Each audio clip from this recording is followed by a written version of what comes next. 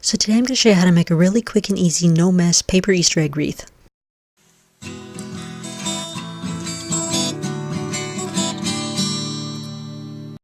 So you want to start by tracing something round about the size you want your wreath to be. You'll trace it onto a piece of cardboard.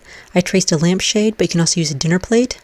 And then you just want to cut that circle out of the piece of cardboard. Once you've got the circle cut out, you'll just pencil in another circle about 2 inches inside the edge. Then you'll just dig your scissors in and cut out the inner circle so that you get a little rim, circular rim. That'll be the base of your wreath. So then you just want to take an egg shape and lay it on your paper, and I do have a free template you can download for this one. It should be popping up on your screen now. So just cut the egg shape out of all your pieces of paper. Just slide the template off. And so here are all my egg shapes once I've got them all cut out. And then you just want to place those on your wreath. You want to lay them out ahead of time so you know where you're going to glue them. So once you've got your order decided, just take a glue stick, rub a little bit on the edge of the wreath, and stick your eggs on. You can also use hot glue if you want a more solid hold, but the glue stick works pretty well too since they're just paper Easter eggs.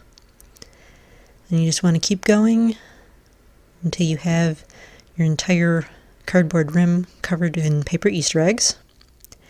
Then you want to take a hole puncher and just punch a hole in the base of one of the eggs, and then take some Easter colored ribbon and make 2 loops, just like that. You just want to tie the 2 loops around each other, make a little bit of a bow, and then you just want to adjust it a little bit, the size of the loops and the length of the ends that hang down. This thing, you'll take another piece of ribbon and you'll take the ends, slide them through the hole, and then tape them in place on the back side. And the wreath is really light, so the tape will be enough to hold it.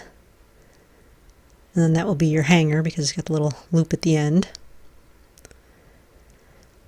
And so then just take a little bit of glue and smear that just a little bit below where the hanger goes into the egg. And then you'll just glue on the little bow that you made.